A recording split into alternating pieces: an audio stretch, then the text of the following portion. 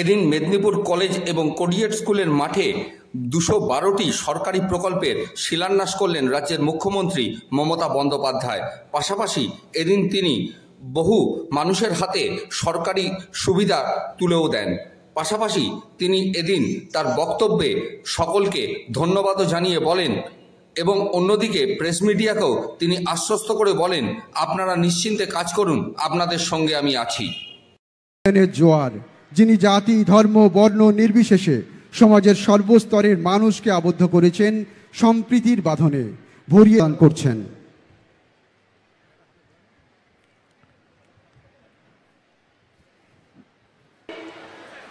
Especially Simon Pentlas, Vice Consul General, Federal Republic of Germany, Stephen Klitsch, Head of Energy Team Germany, Clip of Nunn, Vice President of Larsen and Toubro, যারা গোয়ালতোড়ে আজকে এই solar power project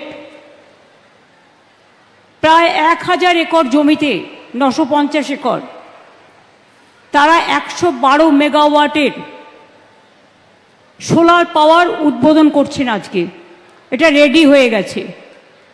renewable energy eastern ইন্ডিয়াতে এত বড় project, this is the first time. এবং ওরা আরও 100 megawatt expansion করবেন। 80% টাকা এটা জার্মান থেকে আসছে, 20% আমরা স্টেট গভর্নমেন্ট দিচ্ছি। তাই মাই many congratulations to my German friends for their unique combination, and we are ready to help you for your extent of your program about 100 megawatt more, and if you can do it more and more, we have the land available and we can give you all the facilities so that you can build up your renewable energy green working project in everywhere. আমি ওদের প্রথমেই ধন্যবাদ দিলাম, তার কারণ ওনাদের সাহায্যে আমরা এই কাজটা করছি। আরও অনেক হবে, বাট বিগিনিং স্টার্ট হয়ে গেছে। মেদিনীপুর, ঝাড়গ্রাম এই সকল জেলার মানুষকে এই প্রোগ্রামে যত বেশি সোলার পাওয়ার হবে, পাওয়ারের দাম তত বেশি কমবে। দো ইট ইজ ভেরি কস্টলি, এটা খুব কস্টলি, কিন্তু আস্তে আস্তে আমাদের এগোতে হবে। গতকাল আপনারা দেখেছেন শালবনীতে আমরা 2টো পাওয়ার প্রজেক্টের শিলান্যাস করেছি।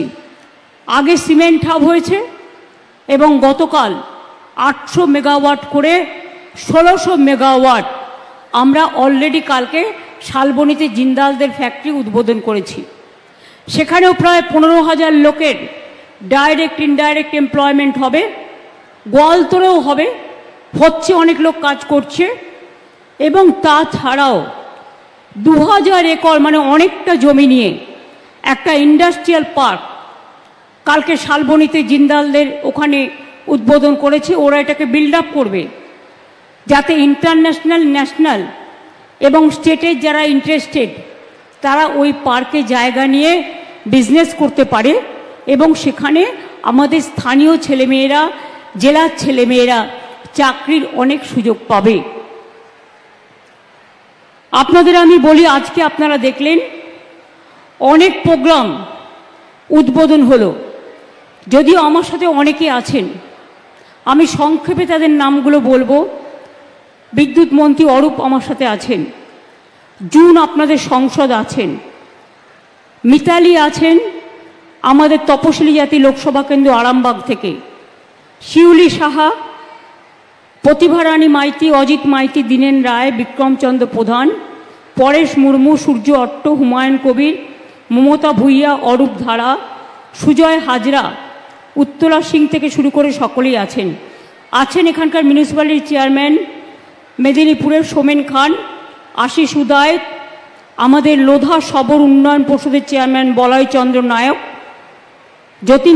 জ্যোতিপ্রসাদ মাহাতো, উদয় কোটাল, বাদল ভক্ত, অনাদি দণ্ডপাঠ, বিজয় কুমার মাহাতো, বীরেন মাহাতো, সমীর হেমব্রম, সনাতন হেমব্রম, গোপাল সিং সহ আমার চিফ সেক্রেটারি মনোজ পন্ত এখানকার ডিএম থেকে শুরু করে আমার এসপি থেকে শুরু করে ডক্টর মানস ভূঁইয়া, শ্রীকান্ত মহাতো, কালীপদ সোরেন আছে গোয়ালতোড়ে, বিধায়ক মিনিস্টার সুজিত বোস আছে বিধাননগরে, এছাড়াও শান্তনু বোস পাওয়ার ডিপার্টমেন্ট এবং আইএনসিএ সেক্রেটারি, পীযূষ পাণ্ডে, অশোক কুমার প্রসাদ, অবনীন্দ্র সিং, অনুপ জয়সওয়াল, জেলা শাসক খুরশিদ কাদরি, এসপি ধীতিমান সরকার, এছাড়াও আছেন আমাদের অভিজিৎ প্রলয় সহ আরও অনেকে।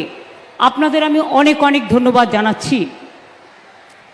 আজকে এই প্রোগ্রাম থেকে প্রায় 8 লক্ষর বেশি মানুষের কাছে সরকারি পরিষেবা আমরা পৌঁছে দিতে পেরেছি। আমি অভিনন্দন জানাচ্ছি জেলা প্রশাসনকে, যারা এই কাজটা ভালো করে করতে পেরেছেন। এছাড়াও গোয়ালতোড়ে 132 কেভি সাবস্টেশনের কমিশনিং, এটা আলাদা 79 কোটি টাকা উদ্বোধন হয়ে গেল। সিকে রোড 132 কেভি সাবস্টেশন থেকে গোলাতোড়ে 132 কেভি সাবস্টেশন পর্যন্ত ডাবল সার্কিট লাইন 49 কোটি টাকা উদ্বোধন হয়ে গেল। মেদিনীপুর পৌরসভার মধ্যে জল শোধনাগার এবং সিডাব্লিউআর সাবস্টেশন 33 কোটি 85 লক্ষ টাকা খরচ করে হয়ে গেল। পথশ্রী প্রকল্পে গ্রামীণ রাস্তা 264টা রাস্তা নির্মাণ করে দেওয়া হয়ে গেছে। এতে খরচ হয়েছে 269 কোটি 35 লক্ষ টাকা। জাতীয় সড়ক 60-এর ওপর মেদিনীপুর থেকে বাঁকুড়া যাওয়ার পথে প্রায় 154.61 কিলোমিটার 2 লেন বিশিষ্ট সেতু ও সংযোগকারী রাস্তার উন্নয়ন হয়ে গেল। এটাই দেওয়া হয়েছে 263 কোটি 26 লক্ষ টাকা। ক্ষীরপাই রামজীবনপুর রাস্তা, রামজীবনপুর বাইপাস রাস্তা 85 কোটি 77 লক্ষ টাকা। চন্দ্রকোনা গোয়ালতোড় সারেঙ্গা সিমলাঘাট রাস্তা 20 কোটি 25 লক্ষ টাকা। গড়বেতা হুমগুর রাস্তার মানোন্নয়ন 17 কোটি 32 লক্ষ টাকা। মেদিনীপুর মেডিকেল কলেজের 3টি গেট ও মাতৃমা ভবনের 4র্থ থেকে 6ষ্ঠ তল নির্মাণ 15 কোটি 71 লক্ষ টাকা। কেশপুর ব্লকে খাসবার মৌজায় কেশপুর সিধু কানু মেমোরিয়াল আবাসিক বিদ্যালয় ও ছাত্রাবাস নির্মাণ করে দেওয়া হলো 8 কোটি 14 লক্ষ টাকা। দাসপুর ব্লকে চাইপটে গোল ঢাব নির্মাণ হয়ে গেল 7 কোটি 79 লক্ষ টাকা। বীরসিংহ গ্রামে বর্ণ পরিচয় ও বীরসিংহ নামে 2টি গেট 1 কোটি 76 লক্ষ টাকা। এটা অলরেডি উদ্বোধন হয়ে গেল। আপনারা দেখেছেন 212টা প্রকল্পের শিলান্যাস করা হয়েছে। তাছাড়াও যেগুলো আজকে শিলান্যাস করা হলো, আগামী দিনে খুব তাড়াতাড়ি কাজগুলো হবে। ঘাটাল পুরসভায় এবং খড়গপুর পুরসভায় পানীয় জল প্রকল্পের জন্য 102 কোটি 94 লক্ষ টাকা দেওয়া হলো। সবং ব্লকের কালিয়াঘাই নদীর ওপর 330 মিটার লম্বা কংক্রিট সেতু নির্মাণ 33 কোটি 93 লক্ষ টাকা দেওয়া হলো। কলকাতা ও সবংয়ের সড়ক পথের দূরত্বের ফলে 40 কিলোমিটার কমে যাবে। এর সঙ্গে পটাশপুর 1 ও ভগবানপুর 1 ব্লকের সাথে বালিচক রেল স্টেশনের যোগাযোগ 15 কিলোমিটার কমে যাবে। কেশপুর গ্রামীণ হাসপাতালে 50 শয্যা বিশিষ্ট হাসপাতাল ভবন ও স্টাফ কোয়ার্টার নির্মাণের জন্য 23 কোটি 70 লক্ষ টাকা দেওয়া হলো। ধনেশ্বরপুর থেকে সন্তোষপুর পর্যন্ত রাস্তা নির্মাণ 15 কোটি 93 লক্ষ টাকা দেওয়া হলো। শ্যামলপুর থেকে ডিমলি সড়কের উন্নয়ন 13 কোটি 51 লক্ষ টাকা দেওয়া হলো। মণ্ডলকুপি থেকে বাইবেল গোবিন্দপুর পর্যন্ত রাস্তা নির্মাণ 9 কোটি 72 লক্ষ টাকা দেওয়া হলো। সবং ব্লকে আইআইটি নির্মাণ 9 কোটি 7 লক্ষ টাকা দেওয়া হলো। আনন্দপুর পিএইচসিতে স্টাফ কোয়ার্টার সহ 10 শয্যা বিশিষ্ট হাসপাতাল ভবন 8,06,00,000 টাকা দেওয়া হলো। দাঁতন 1 নম্বর ব্লকে বেলমুলা মৌজায় 1,500 মিটার পর্যন্ত দৈর্ঘ্য সুবর্ণরেখা নদীর ক্ষয়প্রাপ্ত বাম তীরে মানে লেফট সাইডের সুরক্ষার জন্য 7,40,00,000 টাকা দেওয়া হলো। তাছাড়াও অনেক গুরুত্বপূর্ণ রাস্তা, স্বাস্থ্যকেন্দ্র, স্কুল বিল্ডিং বাড়ানো, ব্রিজ নির্মাণ, অ্যাডিশনাল ক্লাসরুম অনেক আছে। অর্থাৎ 212টা প্রজেক্টের শিলান্যাস হলো এবং প্রায় 110টা প্রজেক্টের মতো উদ্বোধন হলো আজকে। আমি আপনাদের সকলকে ধন্যবাদ এবং অভিনন্দন জানিয়ে, প্রেস মিডিয়া আপনারা নিশ্চিন্তে কাজ করুন, আমি আপনাদের সাথে আছি, আপনি করুন ভালো করে কাজ। আপনাদের সকলকে ধন্যবাদ জানিয়ে আমার ছাত্রছাত্রী বন্ধুদের তাদের ভবিষ্যৎ অনেক বড় হোক। তোমরা ডাক্তার হও, তোমরা ইঞ্জিনিয়ার হও, তোমরা প্রফেসর হও, তোমরা সায়েন্টিস্ট হও, তোমরা স্পেস সায়েন্টিস্ট হও, এই শুভ কামনা করে, যেহেতু গরমে মানুষ অসুস্থ হয়ে পড়ছেন, তাই আমি দীর্ঘ সময় না নিয়ে প্রশাসনকে ধন্যবাদ জানিয়ে, সব মানুষ যারা দূর দূর থেকে এসছেন, আমার মায়েদের অনেক শ্রদ্ধার্ঘ্য নিবেদন করে, প্রণাম জানিয়ে, সালাম জানিয়ে, জয় জহর জানিয়ে, সবাইকে শুভেচ্ছা জানিয়ে, ছোটদের আমার অনেক ভালোবাসা, অনেক শুভেচ্ছা, অনেক অভিনন্দন জানিয়ে, অনেক শুভনন্দন জানিয়ে আমার বক্তব্য শেষ করছি। জয় হিন্দ, জয় বাংলা।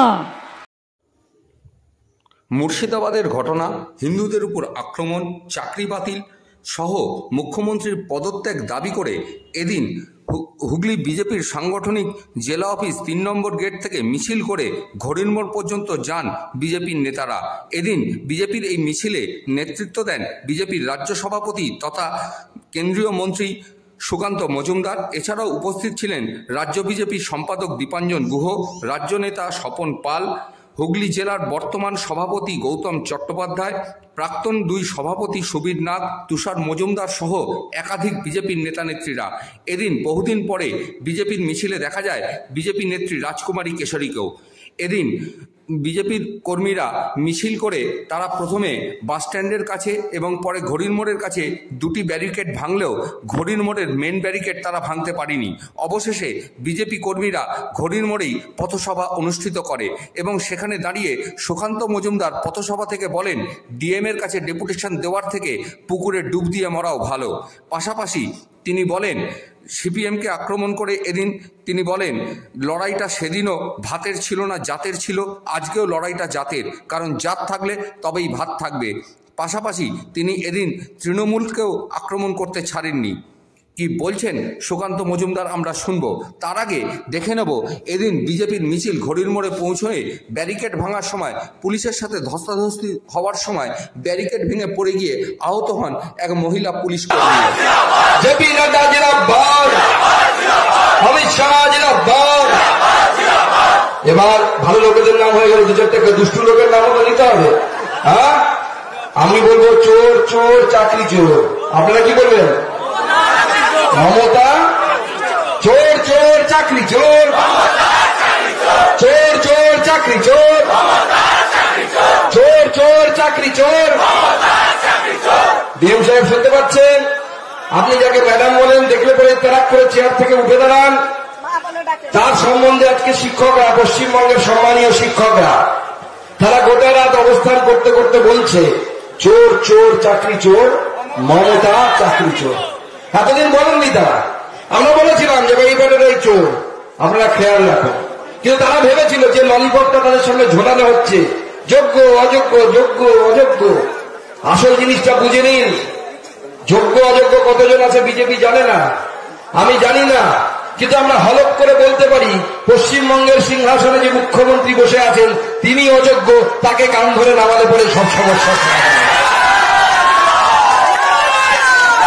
আজকে চতুরার ঘড়ি মোড়ে সেই অভিযান নিয়ে আমরা এসেছি, ডিএম অফিসে আমরা 2টো ব্যারিকেড ভেঙে ঢুকেছি। আমাদের জন্য বাস দিয়ে একদম তিতুমিরের বাসের কেল্লার মতো ব্যারিকেড ডিএম সাহেব বানিয়েছেন, জলকামান বানিয়েছেন, আরো 4খানা আছেন। চোরগুলো গেলে যারা চাকরি চুরি করে, এখানকার লোকাল যারা চোর আছে, সার্টিফাইড আইএসআই সার্টিফাইড চোর, আমি নাম বলছি না, নাম নিলে আমার মুখের ভ্যালু নষ্ট হবে, সেই চোরগুলো গেলে পরে তখন দেখবেন এই ব্যারিকেড খুলে ডিএম সাহেব পাইলে পরে পা চারটে এই মোড় থেকে অফিস অব্দি নিয়ে যাবেন পুলিশ সঙ্গে দিয়ে। আমাদের সম্মানীয় জেলা সভাপতি গৌতম দা আছেন, আমাদের রাজ্য সম্পাদক দীপাঞ্জন গুহ, আমাদের স্বপন দা, আমাদের নীলাঞ্জন অধিকারী এই জেলার ইনচার্জ, আমাদের প্রাক্তন দুজন সভাপতি তুষার এবং সুবীর নাগ, আমাদের বহু পুরনো দিনের নেত্রী রাজকুমারী কেশরীদি এবং অন্যান্য নেতৃত্ব এখানে উপস্থিত আছেন। আমি সবার নাম নিচ্ছি না। আমরা সবাই একটা দাবি নিয়ে এসেছি। দাবিটা কি? মুখ্যমন্ত্রীর পদত্যাগ। বলবেন কেন পদত্যাগ দাবি করছেন আপনারা? একদিকে 26,000 লোকের চাকরি চলে গেছে, বঞ্চিত কত হয়েছে? কোন মিডিয়া বলছে 26,000 লোক নাকি বঞ্চিত হয়েছে। না বন্ধুগণ, 26,000 লোক বঞ্চিত হয়নি। 22 থেকে 23 লাখ বেকার যুবক যুবতী যারা পরীক্ষা দিয়েছিলেন তারা সকলে বঞ্চিত হয়েছেন। আর তার জন্য যদি কেউ দায়ী থাকে তার নাম হচ্ছে মমতা বন্দ্যোপাধ্যায়। সেই জন্য তার পদত্যাগ দরকার। তিনি পদত্যাগ করলেই সব সমস্যার সমাধান হয়ে যাবে। আজকে চুরিতে তৃণমূল কংগ্রেস রেকর্ড করে ফেলেছে। বালি চুরি থেকে শুরু করে কয়লা চুরি কিচ্ছু বাদ দেয়নি। সবকিছুতে চুরি দেখলে পরে সেখানে তৃণমূল কংগ্রেসের নাম জুড়ে যাচ্ছে।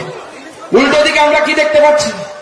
উল্টো দিকে গতকাল 5 ঘন্টায় তপ্ত রোদের মধ্যে আমি মুর্শিদাবাদ জেলায় ছিলাম, বাড়ি বাড়ি গেছি। আপনারা যারা হুগলির মানুষ আছেন, হুগলিতে বেশিরভাগই এই বঙ্গের মানুষ, যাদেরকে আমরা চলতি কথায় ঘটি বলি, তারা হয়তো থাকেন। কিছু পূর্ববঙ্গের মানুষ, কিছু বাঙালি মানুষ হয়তো আছে, তারা এখানে থাকেন। বাঙালিরা তাদের অভিজ্ঞতা আছে সেই সময় 1971 সালে এবং তার আগে 1947 সালে কি হয়েছিল। যারা ঘটি, যারা হয়তো এই বঙ্গেই থেকে গেছিলেন আগে গোড়া, যাদের পূর্বপুরুষ সেখানেই থাকেন বছরের পর বছর, তাদের কাছে আমার অনুরোধ, একবার সম্ভব হলে মুর্শিদাবাদ যান। দেখবেন বাড়ির গায়ে তৃণমূল কংগ্রেসের পোস্টার লাগানো আছে, লক্ষ্মীর ভান্ডারের কথা লেখা আছে। বাড়ি কিন্তু বাঁচেনি। তারা লক্ষ্মীর ভান্ডার পায়, বলেছে আমরা লক্ষ্মীর ভান্ডার পাই, তৃণমূল কংগ্রেস করি, বাঁচেনি। তাদের কাছে পরিচয় একটাই ছিল, সেই যারা হরিগাঁস যারা আক্রমণ করেছিল, যে জিহাদি শক্তি, তারা বলেছিল তোরা হিন্দু, তোরা পাপ করেছিস তাই হিন্দু হয়েছিস, তোদেরকে মরতে হবে, কচু কাটা করতে হবে, এইটা ছিল তাদের বক্তব্য। পাশের বাড়ির লোক ফেরিওয়ালার কাজ করে, সে এসেছিল কাকে? চন্দন দাস এবং হরগোবিন্দ দাসকে খুন করতে। 4টে বাড়ি পরে আমাকে দেখাচ্ছে, দাদা এইটা সেই জিয়াউল নাকি তার নাম, জিয়াউল শেখ। প্রতিদিন দেখা হতো, নমস্কার করত। সেলিম সাহেব বললেন হরগোবিন্দ এবং চন্দন আমাদের দলের কমরেড, কিন্তু আনিস খানের জন্য ইনসাফ চাই হলো, হরগোবিন্দর জন্য কিন্তু ইনসাফ আর কিন্তু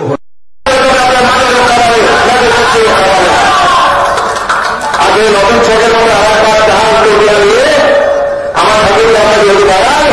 1947 সালে আমার বাবার জন্ম হয়েছে, তখন তাকে নিয়ে বাংলাদেশ থেকে এবারে আসতে বাধ্য হয়েছে। যদি আপনারা তাহলে ভোট দিন, লক্ষ্মীর ভান্ডারের কথা ভেবে ভোট দিন।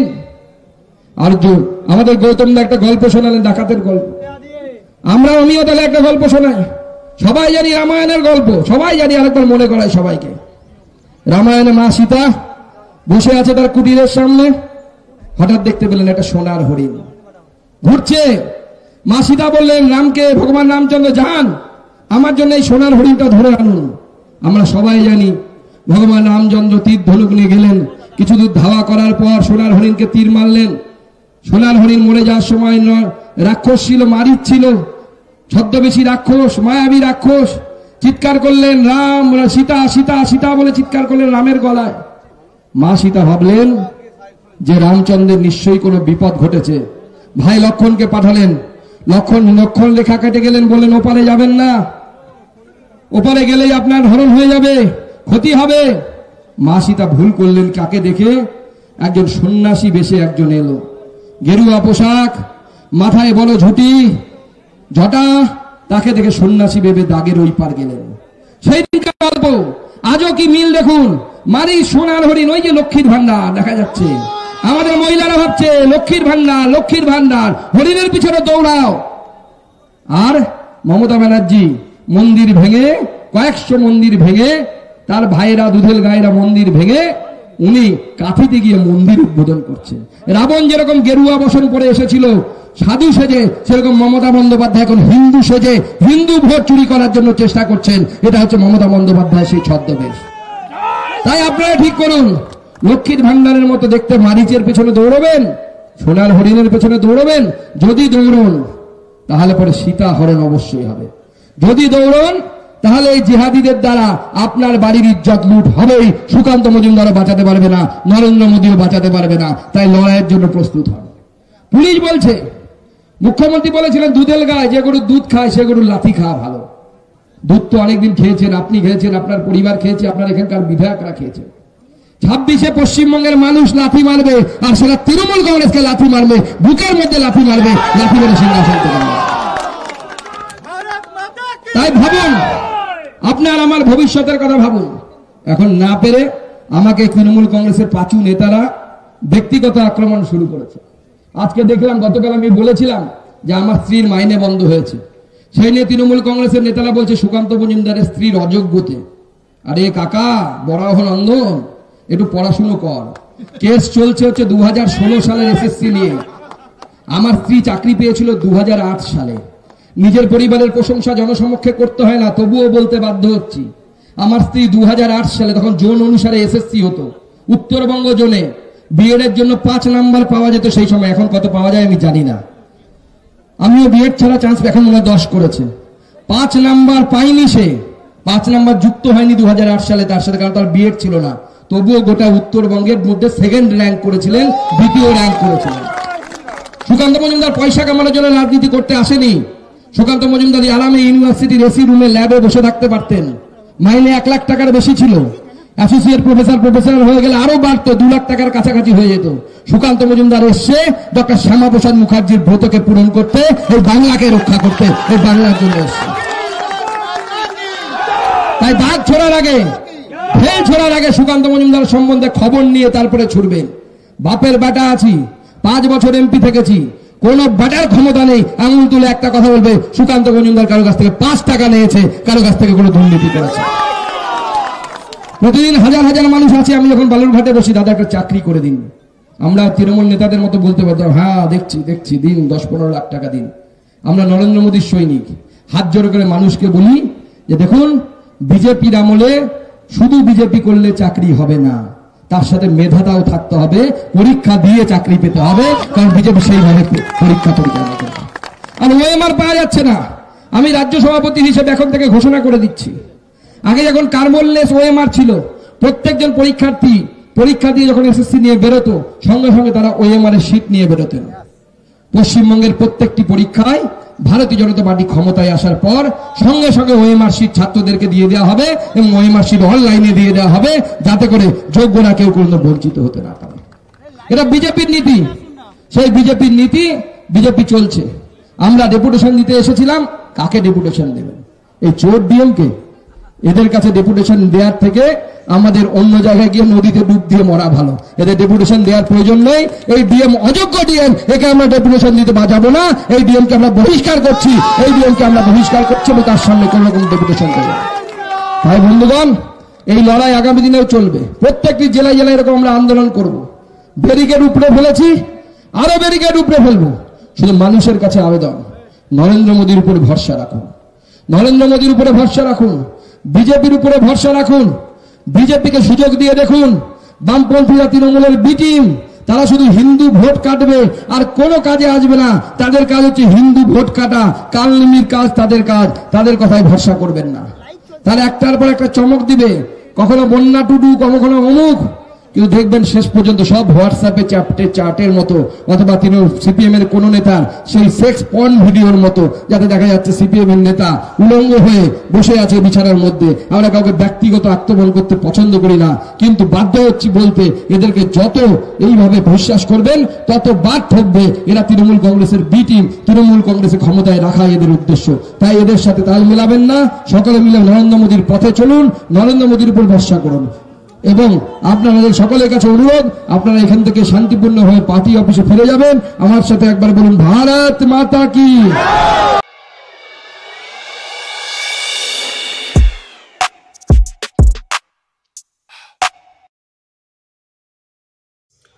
এদিন ঘড়ির মোড়ে শেষ ব্যারিকেড ভাঙতে না পেরে বিজেপির ডিএম অফিস ঘেরাও অভিযান কর্মসূচি ঘড়ির মোড়েই শেষ হয়। সেখানে পথসভা করার পর দলীয় কার্যালয়ে ফিরে গিয়ে সাংবাদিক বৈঠক করেন বিজেপির রাজ্য সভাপতি তথা কেন্দ্রীয় মন্ত্রী সুকান্ত মজুমদার। তিনি সাংবাদিকদের প্রশ্নের উত্তরে কি বলছেন আমরা শুনে নেব। যে জয়েন করবে মাইনে পাবেন নির্দিষ্ট সময় পর্যন্ত, সেটা সুপ্রিম কোর্ট বলে দিয়েছে। যোগ্যদের, অযোগ্যদের কিভাবে মাইনে দেবেন আমাদের জানা নেই। যদি দেন সেটা কন্টেম অফ সুপ্রিম কোর্ট হবে। যদি কেউ আবার সেখানে যায় তাহলে মুখ্যমন্ত্রী জেলে যাবে কন্টেম অফ সুপ্রিম কোর্ট করার দায়। এরা আবার বলছে যে আপনি একটা তালিকা প্রকাশ করবেন। শিক্ষামন্ত্রী এইমাত্র বলেছে যে তালিকা প্রকাশ করা হবে না, কারণ আমাদের কাছে কোনো নির্দেশ নেই। দেখুন, তালিকা প্রকাশ এই সরকার কিছুতেই করবে না। সব শিক্ষকদেরকে ললিপপ দেওয়া হচ্ছে। তালিকা প্রকাশ করলে পরে কাদেরকে টাকা নিয়ে চাকরি দিয়েছে তৃণমূল কংগ্রেসের নেতারা, সেটা ধরা পড়ে যাবে, সবার সামনে চলে আসবে। চুরি হয়েছে, ধরা তো পড়েছে, কিন্তু কারা চুরি করেছে এবং কারা টাকা নিয়েছে, কাদের কাছ থেকে নিয়েছে, সেই মানুষগুলোকে নাম বলে দেবে। আমরা অমুককে দিয়েছি, তমুককে দিয়েছি, মমতা বন্দ্যোপাধ্যায়কে দিয়েছি, মমতা বন্দ্যোপাধ্যায়ের বাড়ির লোককে দিয়েছি।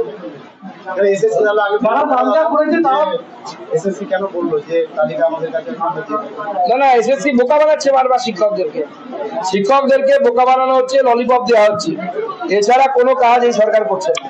যারা দাঙ্গা করেছে তারা বহিরাগত, মুখ্যমন্ত্রী আরো একবার বললেন। মুখ্যমন্ত্রী পুলিশ অন্য কথা বলছে, লজ্জা লাগে না মাননীয় মুখ্যমন্ত্রী? তাহলে কে মিথ্যেবাদী, উনি মিথ্যেবাদী না ওরা পুলিশ মিথ্যেবাদী? পুলিশ তো হাইকোর্টে পরিষ্কার লিখে দিয়েছে, দাসখত দিয়ে লিখে দিয়েছে যে যারা এসেছিল তারা জমা হয়েছিল তারা সব লোকাল পাবলিক ছিল। আজকে হুগলি জেলায় যেরকম জেলা শাসক অভিযান হলো, প্রত্যেকটা জেলায় কি এরকম ভাবে চলবে? অলরেডি শুরু হয়ে গেছে, প্রত্যেক জেলায় হচ্ছে। আমি আগামীকাল পুরুলিয়ায় থাকবো। প্রত্যেক জেলায় এই ধরনের ডিএম অফিস ঘেরাও, কোথাও এসডি অফিস ঘেরাও অভিযান চলছে এবং চলবে। এইটা ব্যারিকেড ভাঙালেন না, ব্যারিকেডটা চটকালেন না, প্রশ্ন উঠছে তো, ওদের ঘরে ভাঙবো আমাদের প্রশ্ন উঠছে। দেখুন, যে ব্যারিকেড লাস্ট ব্যারিকেড ছিল, আমরা দুটো ব্যারিকেড ভেঙেছি। তারপরের যে ব্যারিকেড, সেই ব্যারিকেড হচ্ছে মাটিতে পুঁতে কংক্রিটাইজেশন করে তোলা হয়েছিল। মানুষের পক্ষে ভাঙা সম্ভব না, বুলডোজার লাগবে, সেই জন্য বুলডোজার নিয়ে আসবো আমরা, তখন হবে।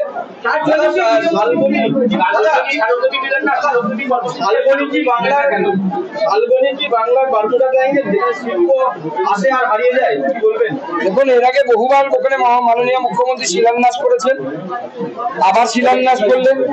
দেখি আমাদের শিলাদিদির শিলান্যাসের ফলে কি হয়। কর্মসূচি কিছু স্থগিত হয়নি, আমরা তো দুটো ব্যারিকেড ভেঙেছি। আরে ওই ডিএমএ কাছে সড়কযোগী দিয়ে কি হবে, ওই ডিএমই তো চোট দিয়ে। মুখ্যমন্ত্রী বলছেন, আমি পরিষ্কার বলছি, তারা যারা বসে আছেন গতকাল থেকে কেন বসে আছেন এই গরমের মধ্যে কষ্ট করে? আপনারা আপনাদের বলেছি যে সুপ্রিম কোর্ট আপনাদের টাকা বন্ধ করে দিয়েছিল, চাকরি বাতিল করে দিয়েছিল, কিন্তু আপনারা তো রিভিউ করে এবং তাতে আমরা বলেছি যে আপনারা মাইনে পাবেন। কতদিন পর্যন্ত মাইনে পাবেন? সিস্টেম অনুযায়ী আপনারা মাইনে পাবেন, কারণ প্রশাসনের এই করার দরকার নেই। না, মুখ্যমন্ত্রী বলুন না, আজকে প্রচুর জেলায় স্যালারি বিল এখনো পর্যন্ত প্রসেস হয়নি শিক্ষকদের। আগামী মাসে তারা মাইনে পাবেন কি পাবেন না জানে না, কারণ যদি অযোগ্যদের স্যালারি বিল হেডমাস্টার মশাই কোন স্কুলে বা ডিআই প্রসেস করেন, তাহলে তারা কন্টেম অফ কোর্টে পড়বেন। কে দায় নেবে? মুখ্যমন্ত্রী দায় নেবেন? উনি তো বড় বড় কথা বলে দিচ্ছেন, মাইনে দেবেন, কিন্তু এই শিক্ষকদেরকে তো সুপ্রিম কোর্ট বলেছে আবার পরীক্ষায় বসতে হবে। মুখ্যমন্ত্রী বলুক তাহলে যে এদের পরীক্ষায় বসতে হবে না, এদের চাকরি বহাল থাকবে। অভিযোগ করছে যে চাকরি খাওয়ার জন্য বিরোধী দলের নেতারা রয়েছে, কিন্তু আমরা চাকরি দিতে বলছি, তারা চাকরি খাওয়ার জন্য করেছে তৃণমূল। মমতা বন্দ্যোপাধ্যায় চুরি করেছে, সেই জন্য এই শিক্ষকদের চাকরি গেছে। ঠিক আছে, অন্য কারো ঘরে দোষ দিয়ে মমতা বন্দ্যোপাধ্যায় পার হতে পারবে না। উনি তো পাশে থাকবেন, ওনার পাশে থাকাটা তো কর্তব্য। টাকাটা তো উনি নিয়েছেন, মালটা তো কামিয়েছেন উনি, তো ওনার মনই হচ্ছে তারা। দেখুন, উনি অযোগ্যদের কাছ থেকে টাকা নিয়ে চাকরি দিয়েছেন, তো স্বাভাবিক ওনাকে পাশে থাকতে হবে। ওনার প্রভু, মমতা ব্যানার্জির প্রভু তো ওরা। মমতা ব্যানার্জি করে টাকা দিয়ে কিনে নিয়েছে। হতে পারে এই যোগ্য অযোগ্যের তালিকা প্রকাশ করলে সেখানে ম্যারাথন ঘেরাও চলছে কিছু ভবনে, আপনারা কি বলবেন চাকরি হারাদের? দেখুন, আমরা চাকরি হারাদেরকে বলবো, এদের সামনে আপনারা আন্দোলন করছেন, আমরা আগে বলেছিলাম আন্দোলন করুন, বারবার এরা আপনাদেরকে বোকা বানাচ্ছে। এতবার বোকা হবেন না। আপনাদের আন্দোলনের প্রতি আমাদের পূর্ণ আছে। আপনারা কিন্তু এই নিষ্ঠুর আন্দোলন করে আপনারা নিজেদের জীবনকে অন্তত ক্ষতিগ্রস্ত করবেন।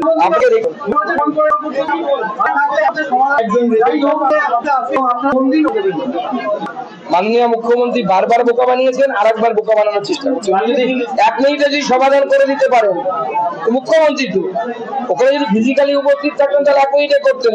একটু দূরে আছে তাহলে 10 মিনিটে তো করে দিতে পারেন। 10 মিনিটে করে দিন। বলছে ত্রিপুরায় 10,000 লোকের চাকরি গিয়েছিল শিক্ষকের, সেখানে বিজেপি বলেছিল চাকরি ফেরত দেবে বলে, কিন্তু তাদের চাকরি খেয়ে নেওয়া। ত্রিপুরাতে প্রতি বছর চাকরি হয়, প্রতি বছর এই ধরনের পরীক্ষা হয়, আসামেও প্রতি বছর পরীক্ষা হয় এবং প্রতি বছর একটা অভিযোগ নেই, কোথাও কোনো মামলা নেই, কোথাও কোনো কেস নেই। বামফ্রন্টের আমলে চাকরি চলে গেছিল, বামফ্রন্ট যখন ছিল সেই সময় চাকরি চলে গেছিল, বিজেপির আমলে কারো চাকরি যায়নি। মুখ্যমন্ত্রী বাংলার মানুষকে বিভ্রান্ত করছে। কিচ্ছু আসেনি। আপনারা যেটা দেখেছেন 10 ভাগের 1 ভাগ, 10 ভাগের 1 ভাগ ব্রিগেড ব্যারেড নিয়ে তারা করেছিল। তার মধ্যে যা লোক ছিল এর আগের ব্রিগেডে তো এর থেকে বেশি লোক ছিল, সিট কথা ছিল 0। এবার মহাশূন্য হবে।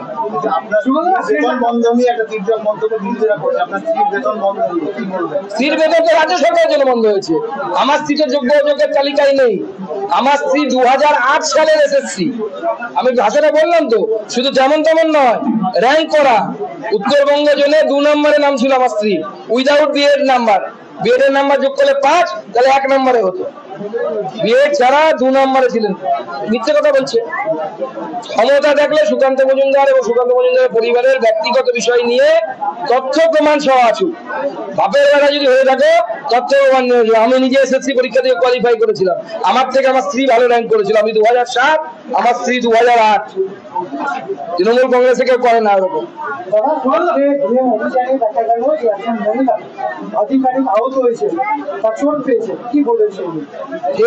আমাদের সাথে ধাক্কাধাক্কি হলো, চোটটা পেলো কি করে?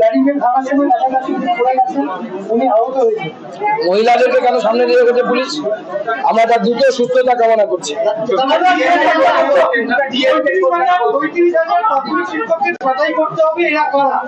একবার ভাবতে লজ্জা করে না, যে মানুষেরা যে মানুষের চাকরিগুলো করার আগে একটা পরিবার আছে, সন্তান আছে, একবার চিন্তা করে দেখেন রাজনীতি করতে গেলে শুধু মানবিক মুখ হতে হয়। মানবিক মুখ আপনাদের কোথায়? মাননীয় মুখ্যমন্ত্রীর কাছে আমি প্রশ্ন করতে চাই, আপনার লজ্জা করে না চুরি করার আগে যে 32,000 না কত 50,000 লোকেদের কাছ থেকে আপনি টাকা নিয়ে তাদেরকে চাকরি দিয়েছেন?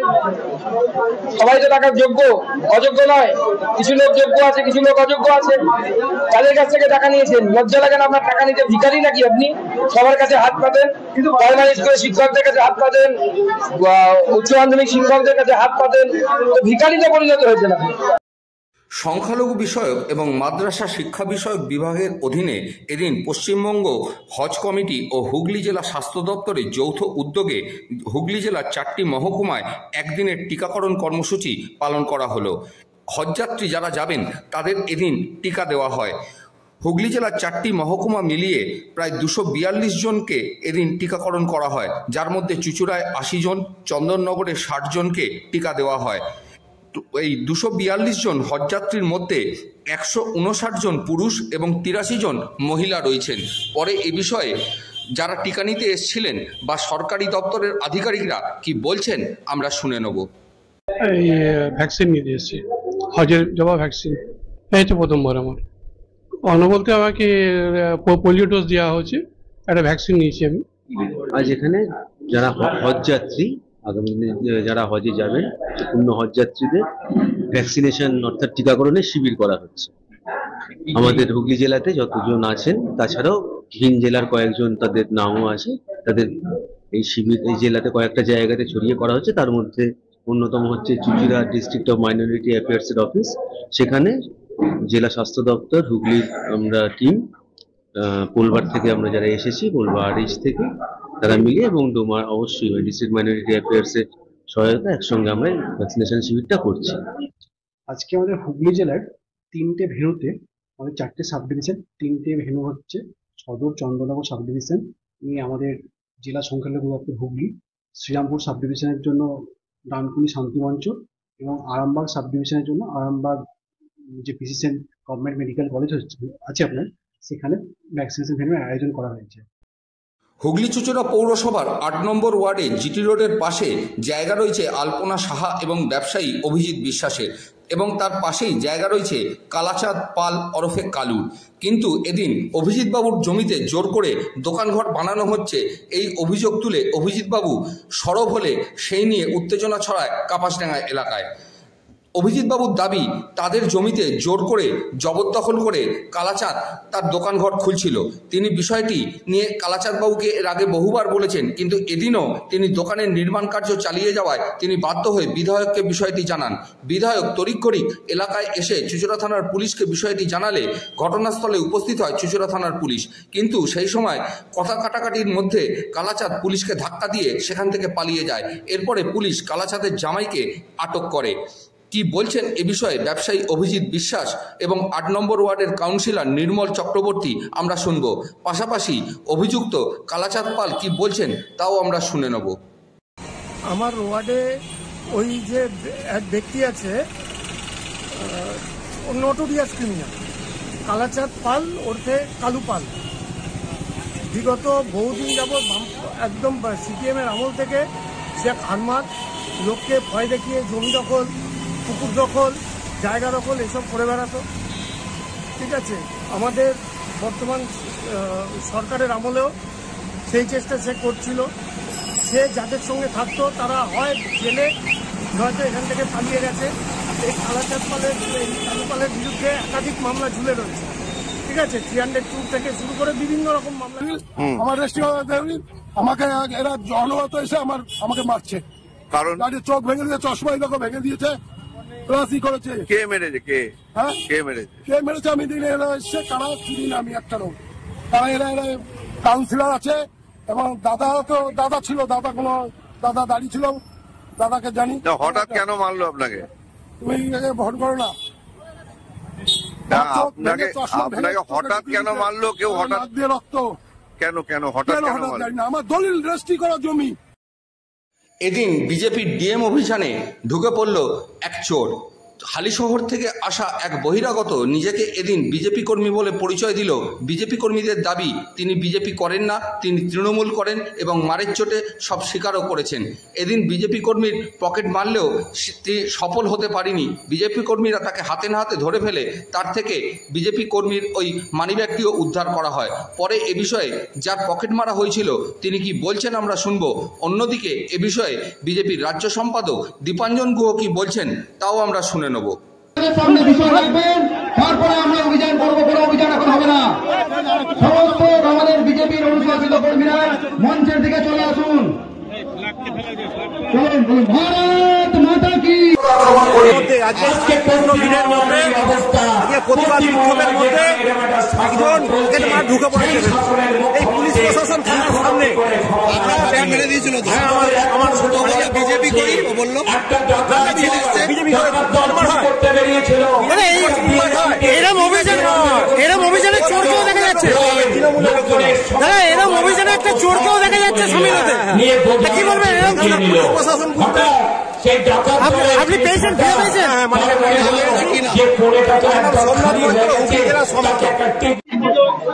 পশ্চিমবাংলায় এই যে শাসন চলছে মমতা ব্যানার্জির, মানুষের এরকম হাহাকার অবস্থা হয়েছে। সেই হাহাকার অবস্থায় মানুষ এই জায়গায় পৌঁছেছে। তৃণমূলের একজন কর্মী হালিশহর থেকে এসেছিল, সে কোনো রকমে ঢুকে সে কাজটা করেছে। বিজেপির কর্মীরা ধরেছে, ধরে তার কাছ থেকে উদ্ধার করেছে। সে স্বীকারও করে নিয়েছে যে সে বাইরে থেকে এসেছিল, তাকে সে এখানে ঢোকার জন্য পিটিয়ে দিয়েছে। বিজেপি এসে বিশ্বাস করে না। আমরা বিশ্বাস করি যে শাসন এখানে চলা উচিত, আর এই শাসন চলে গেলে সবাই নিজের অবস্থা, আর্থিক অবস্থা ঠিক হলে সমাজ ঠিক হয়ে যাবে।